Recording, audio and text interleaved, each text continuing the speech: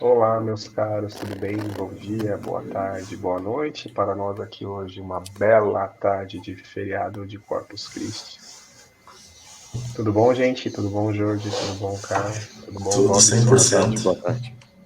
Tarde. Maravilha, vamos dar continuidade aqui aos nossos estudos do Livro dos Médiuns, capítulo Obsessão. Hoje nós vamos fazer a leitura dos itens 253 e 254. Não sei se a gente vai fazer na sequência do mesmo vídeo. Se os comentários ficarem muito grandes, a gente faz, corta e vocês pegam no próximo vídeo, tá bom? Lembrando que se você está caindo agora de paraquedas, nós estamos fazendo a leitura do capítulo inteiro de Obsessão. Vocês podem conferir aqui no canal.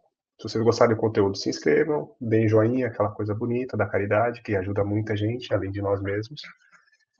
E acompanhe os nossos outros capítulos. Robson, vamos lá, meu querido?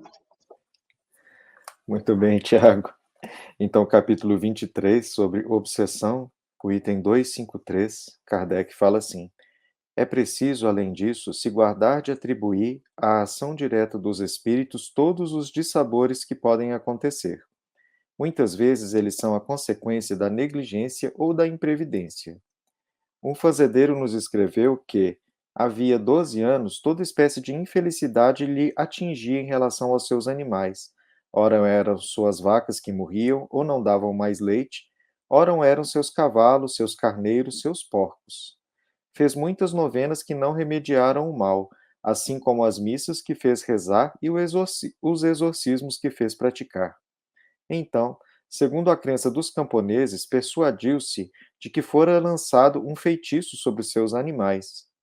Acreditando-no sem dúvida um poder conjurador maior do que o do padre da sua cidade, pediu nosso parecer. Eis a resposta que obtivemos. A mortalidade ou a doença dos animais desse homem provém do fato de suas estrebarias estarem infectadas e de ele não fazer nada para as reparar, pois isso custa dinheiro.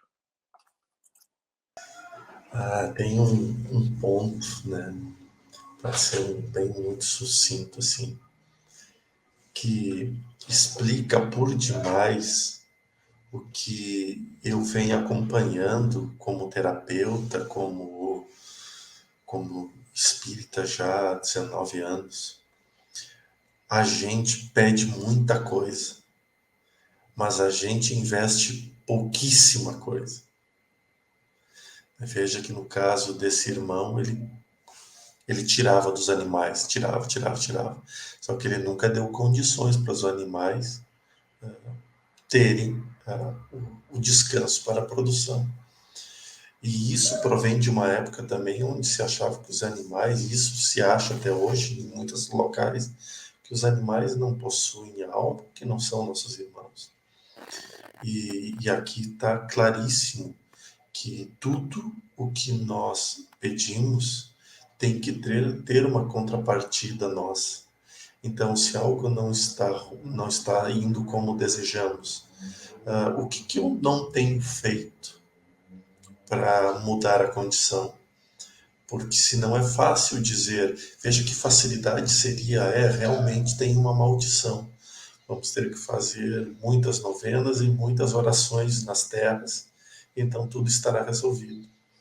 Mas os animais iam continuar no seu sofrimento, iam continuar nas condições de muita sujeira, de muito descuido.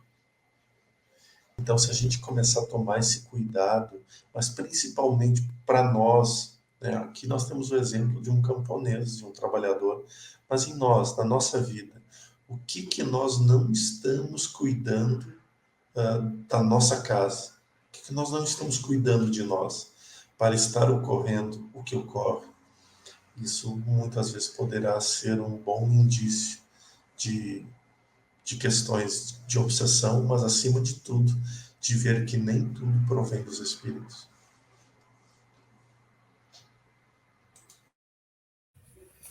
O pedir e obtereis ainda é algo muito distante da gente acreditar, né? E em tempos em que muito se fala em lei da atração e jogar as coisas para o universo, como a gente gosta muito de falar, a gente não acredita ou não faz a nossa parte, porque imagina que pedindo a Deus, pedindo a Jesus, pedindo a espiritualidade, simplesmente as coisas vão se materializar à nossa frente, ou as situações vão mudar. E da mesma forma, o culpar constantemente os espíritos pelo mal que nos acontece.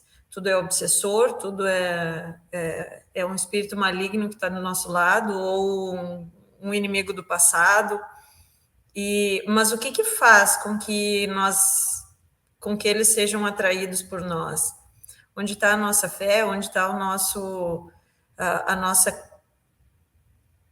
o conhecimento que a gente tem de que nós mesmos temos o poder de fazer com que as coisas aconteçam e principalmente de afastar os maus espíritos, ou nem do afastar, mas da mudança da nossa conduta, dos nossos sentimentos, dos nossos pensamentos, nós nos aliarmos a eles, ou eles se aliarem a nós, de mudarem o seu pensamento sobre nós também. Então, é da nossa responsabilidade fazer acontecer.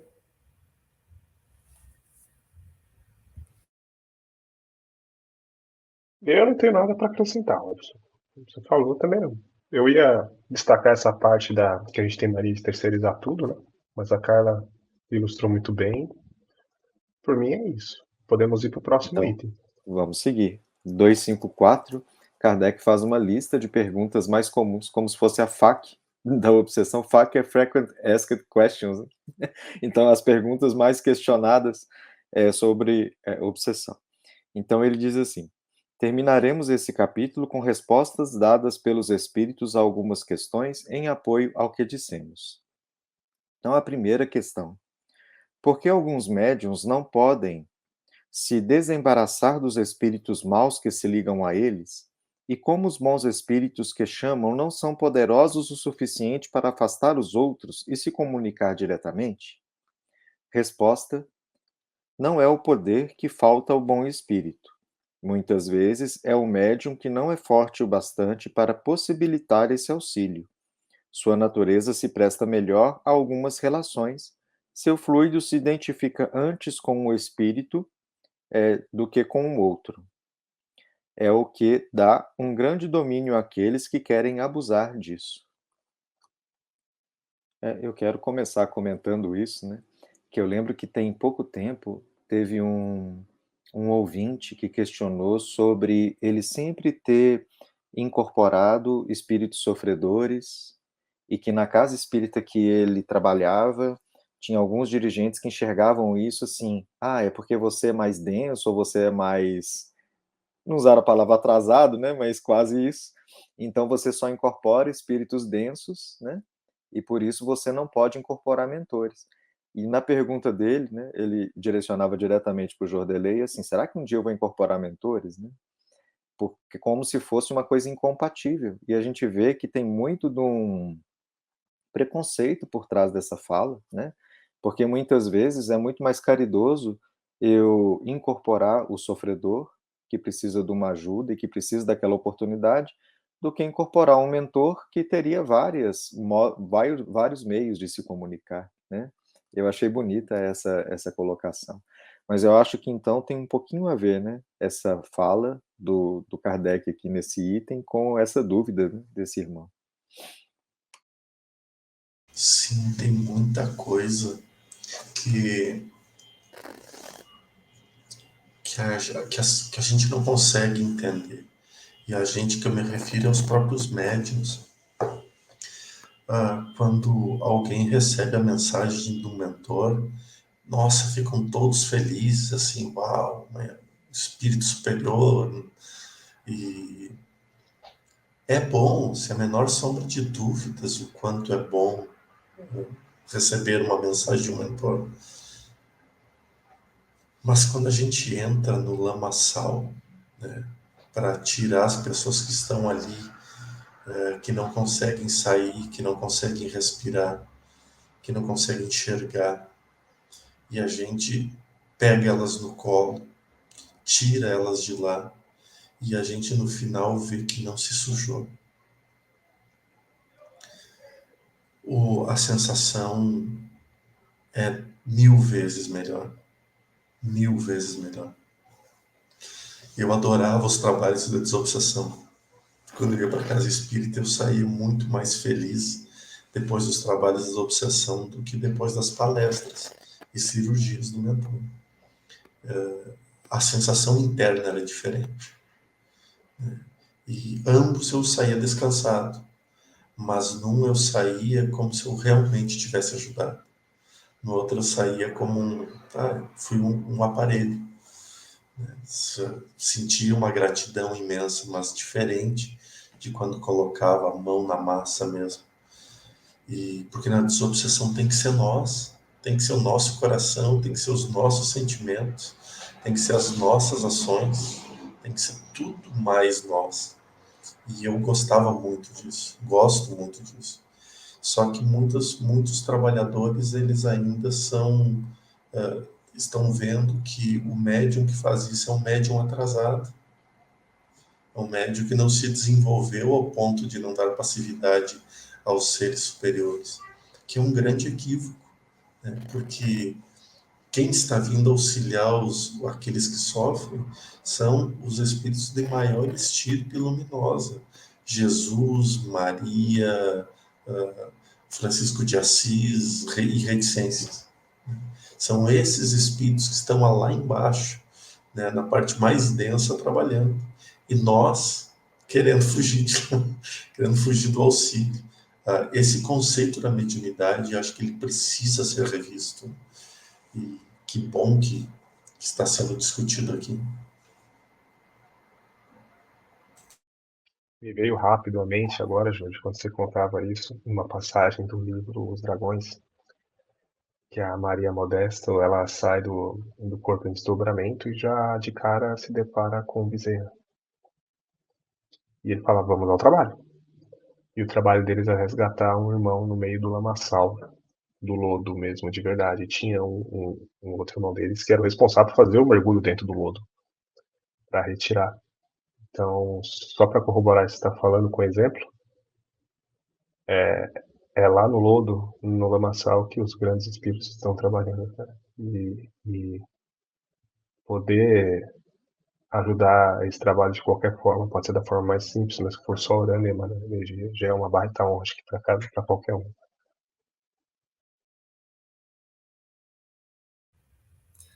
Eu acho que poucos de nós, e nós vai abranger até quem vai assistir o vídeo, entrou em alguma causa tendo conhecimento específico e completo. Completo não, né? Porque né, esse a gente não vai conseguir.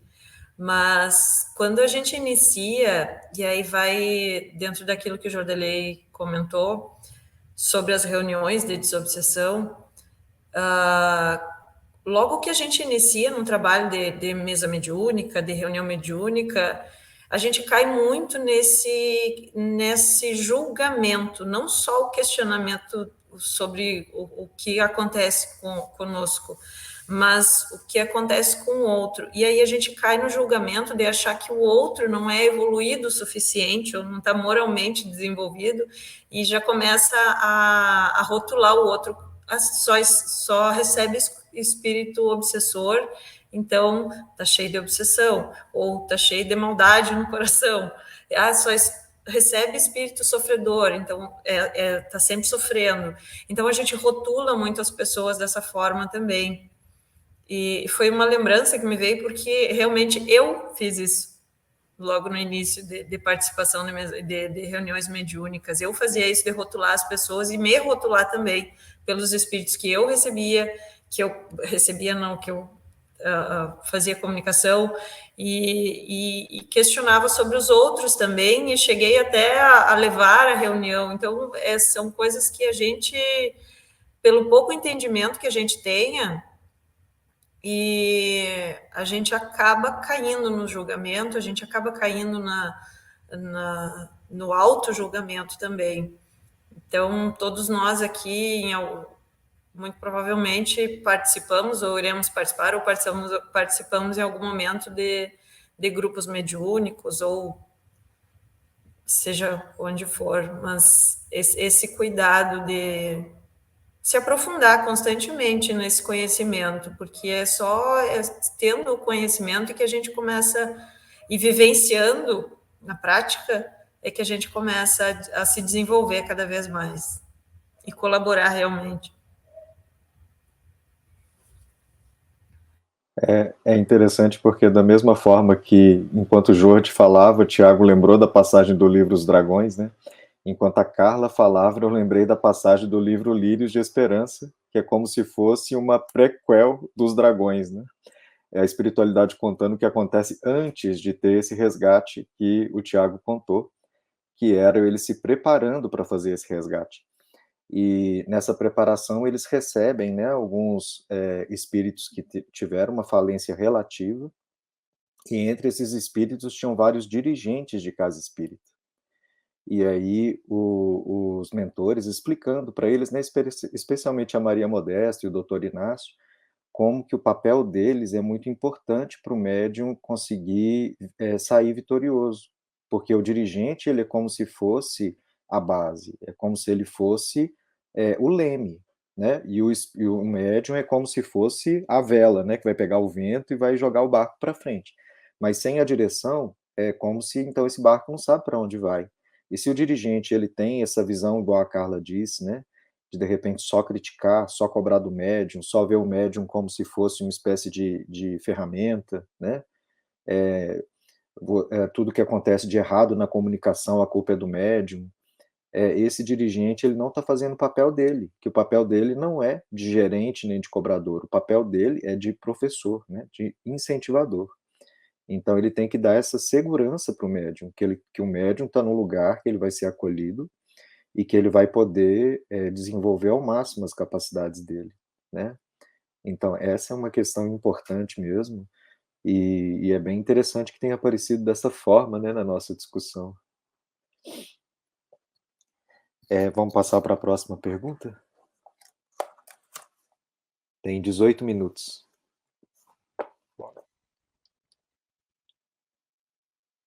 Então, a número 2 é: entretanto, nos parece que há pessoas muito merecedoras de uma moralidade irrepreensível, que não conseguem se comunicar com os bons espíritos. Resposta: isso é uma prova, e quem vos diz, aliás, que não tem o coração maculado por um pouco de mal? Que o orgulho não domina um pouco a aparência de bondade? Essas provas, ao mostrar ao obsidiado sua fraqueza, devem fazê-lo inclinar-se para a humildade. Haverá alguém sobre a terra que possa dizer-se perfeito? Aquele que tem todas as aparências da virtude pode ainda ter defeitos ocultos, uma velha levedura de imperfeição. Assim, por exemplo, dizeis de quem não faz mal, de quem é leal em suas relações sociais, é um homem valoroso e digno. Mas sabeis se suas boas qualidades não são manchadas pelo orgulho? Se não é avarento, rancoroso, maldizente e muitas coisas que não percebeis, visto que as vossas relações com ele não vos dá o ensejo de as revelar. O meio mais poderoso de combater a influência dos maus espíritos é aproximar-se o mais possível da natureza dos bons. Velho julgamento, né? Nós olhamos e então deduzimos se é bom ou se não é bom. Nós deduzimos se ali tem luz ou não tem luz, ou seja, mas ninguém sabe o que tem por trás. Então, o que nós falamos anteriormente, a melhor tarefa, a melhor condição é ainda nós nos colocarmos na condição de bons trabalhadores e com a oração essa que o Robson citou hoje, do Francisco de Assis, fazei de mim um instrumento. Quando a gente se coloca na condição de ser um instrumento, as nossas imperfeições morais, elas não vão ser ausentadas, mas elas serão trabalhadas, porque um instrumento precisa ser limpo. E a limpeza é lenta e gradual. E conforme vai sendo trabalhados os irmãos que são trazidos até essa união mediúnica, então se processa também a limpeza das nossas feridas.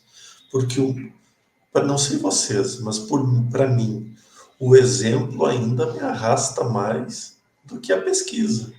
Quando eu vejo um exemplo, quando eu vejo algo em alguém, eu fico olhando e digo, nossa, como eu gostaria de ser assim também. E aí eu já começo a trabalhar para querer ser daquela forma. E aí começa a vir todo um processo de mais estudo, de mais observação e de autoobservação.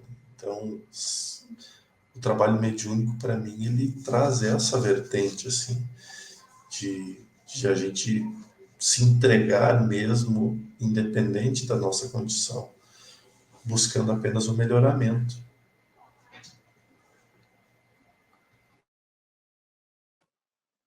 Aí eu queria falar um pouquinho do outro lado, né? Jordelei deu um depoimento do lado do médium, que é o médium tem que se colocar humilde, que ele é instrumento, né? Que ele não é perfeito, mas eu acho também que tem o segundo ponto de vista, que é quem observa o médium, ou cobra do médium as coisas, né? Então é muito comum nos seguidores do canal, por exemplo, não só o Jordelei, mas às vezes até nós, né, que acompanhamos ou que falamos as coisas na frente, eles falarem assim, nossa, a Carla é muito iluminada, né, ela já deve estar quase no plano superior, ou o Tiago fez uma prece que ele vibra muito elevado, né, e esse tipo de visão das pessoas coloca a gente um pouco em xeque, né, porque eles não conhecem as nossas imperfeições, não conhecem a gente no nosso dia a dia, e é como se fosse um julgamento ao contrário, né? Estão colocando a gente num pedestal, num lugar que a gente às vezes não está, e qualquer deslize nosso é como se fosse assim, nossa, que decepção, né? Nossa, aquela pessoa não era nada do que eu imaginava. E é como se isso tirasse todo o mérito do bem que foi realizado, né? Ou do que os mentores falaram, ou das cirurgias espirituais que aconteceram. Então, eu acho que a pessoa que observa também, ela tem que treinar para o olhar, né? E as pessoas que observam estão colocando a gente mesmo, né? Por exemplo, da gente não cobrar uns dos outros coisas que não devemos, da gente entender que o outro é um irmão e que se realmente a gente percebe um defeito nele, o nosso dever, né? Segundo Jesus, é amar ele a si mesmo.